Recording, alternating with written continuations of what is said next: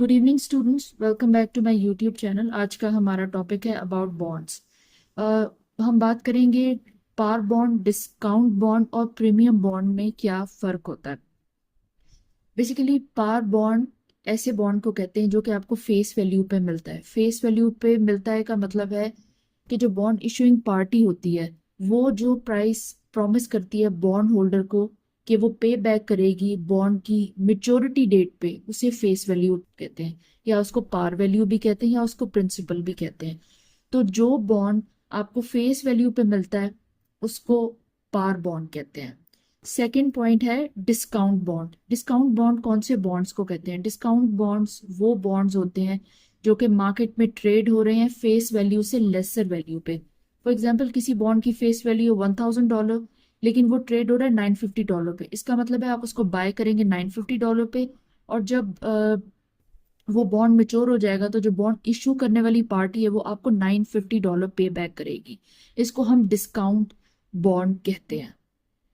आपका इसमें जो है वो फायदा होता है, ठीक है। आपको ऑफ कोर्स परसेंटेज ऑफ जो रिटर्न होता है, इंटरेस्ट होता है, वो तो आपको मिलता ही है, लेकिन जब आप उसको बाय बैक करते हैं बॉन्ड्स को तो आपको उस पर भी फायदा मिलता है। Third is premium bond. Premium bond एक ऐसा बॉन्ड होता है जो फेस वैल्यू पे, आप फेस वैल्यू से हायर वैल्यू पे मिलता है। फॉर एग्जांपल अगर फेस वैल्यू किसी बॉन्ड की $1000 है तो वो बॉन्ड पॉसिबली आपको $1100 पे मिलेगा, उसको हम प्रीमियम बॉन्ड कहते हैं।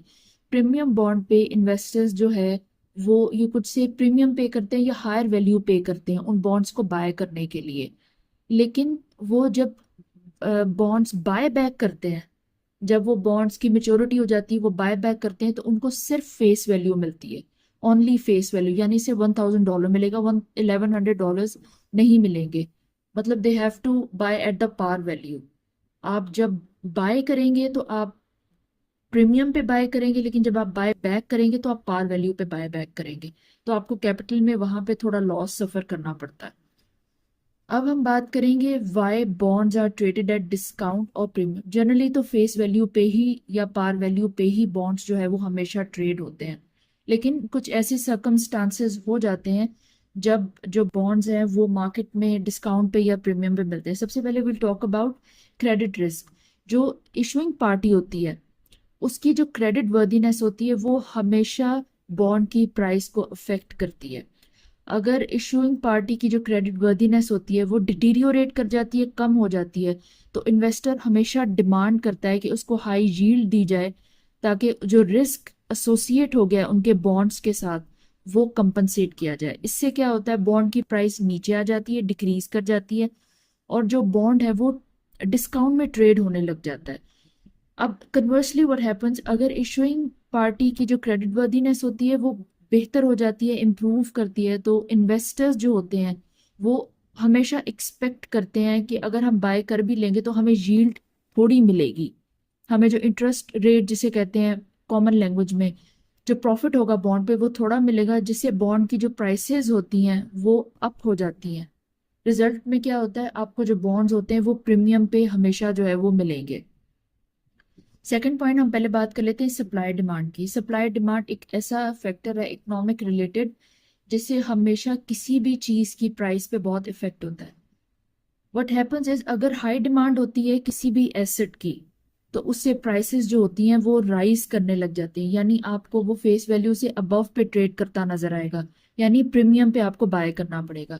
अगर किसी चीज की डिमांड लो है, अगर मैक्रोज इकोनॉमी के अच्छे नहीं है और डिमांड लो हो जाती है बॉन्ड्स की, तो उससे क्या होगा, बॉन्ड्स खुद ब खुद डिस्काउंट में ट्रेड होने लग जाएंगे, क्योंकि अगर बायर्स नहीं होंगे तो व्हाट हैपेंस इज कि जो एसेट की वैल्यू होती है वो खुद ब खुद नीचे की तरफ को जाने लग जाती है, फेल डाउन होने लग जाती है, तो आपको फेस वैल्यू से नीचे यानी डिस्काउंट पे बॉन्ड्स अवेलेबल होते हैं, आप डिस्काउंट पे बाय कर सकते हैं।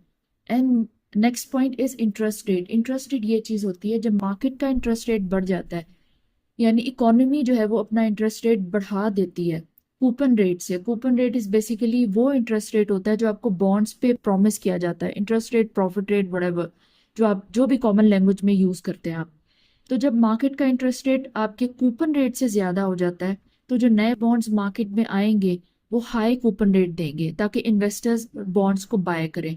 उससे क्या होता है, जो पहले से बॉन्ड्स मार्केट में सर्कुलेट कर रहे होते हैं, जो एग्जिस्टिंग बॉन्ड्स होते हैं, उनके coupon rates of course low down होते हैं, तो वो लेस अट्रैक्टिव हो जाते हैं। इन्वेस्टर्स उनको ज़्यादा अप्रोच नहीं करते, उससे उनकी प्राइसेस फेस वैल्यू से नीचे चले जाती हैं, वो डिस्काउंट पे ट्रेड होने लग जाते हैं। कन्वर्सली अगर मार्केट का इंटरेस्ट रेट डिक्रीज कर जाता है तो जो एग्जिस्टिंग बॉन्ड्स होते हैं उनके कूपन रेट्स हायर होते हैं, क्योंकि मार्केट का इंटरेस्ट रेट डिक्रीज हो चुका है ऑलरेडी। जो बॉन्ड्स होते हैं मार्केट में सर्कुलेट कर रहे होते हैं उनका कूपन रेट वो फिर हायर बन जाता है, तो वो लोगों के लिए ज़्यादा अट्रैक्टिव बन जाता है। फिर वो जो बॉन्ड्स होते हैं उनकी डिमांड इंक्रीज कर जाती है, फिर वो हमेशा आपको प्रीमियम पे ट्रेड होते नजर आएंगे, आपको प्रीमियम पे बाय करने पड़ेंगे। Overall what happens is bonds जो डिस्काउंट पे या प्रीमियम पे ट्रेड करते हैं, प्राइमरीली इंटरेस्ट रेट का फर्क आ जाता है, या क्रेडिट रिस्क होता है, या फिर सप्लाई डिमांड का कोई ना कोई इश्यू होता है मार्केट में जिसकी वजह से इस तरह से होता है। और ये सारी चीज़ें डिपेंड करती हैं मेनली जो मैक्रो इन्वायरमेंट होता है ना किसी भी कंट्री का, या फिर सारे कंट्रीज का मैक्रो इन्वायरमेंट जो होता है वो एक दूसरे को इन्फ्लुएंस करता है, तो उस पर ये चीज़ें डिपेंड करती हैं। तो गवर्नमेंट डिसाइड करती है कि बॉन्ड्स का क्या रेट होगा, किस पर ट्रेड होंगे, दिस एंड दैट, इस तरह से जो है वो चीज़ों की प्राइस डिसाइड होती है। Thank you.